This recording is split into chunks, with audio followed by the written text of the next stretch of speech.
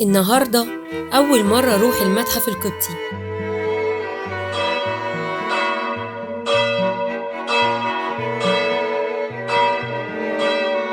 طبعا انتوا دلوقتي بتقولوا ده جامع، هو فعلا ده جامع الأقمر في شارع المعز، لكن الفنان راغب عياد صمم واجهة المتحف القبطي زي جامع الأقمر بالظبط، مع تغيير الرموز طبعا، حاجة كده بتأكد على عظمة الشعب المصري.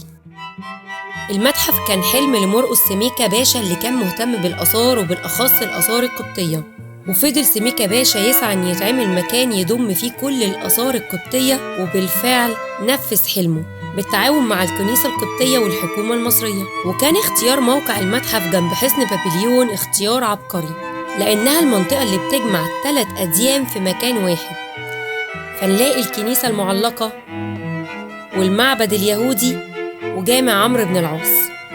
ومهما حاولت أنقل لكم صورة الجمال اللي هناك مش هيكون كفاية، لازم تروحوا بنفسكم تستمتعوا وتتفرجوا على جمال بلدكم.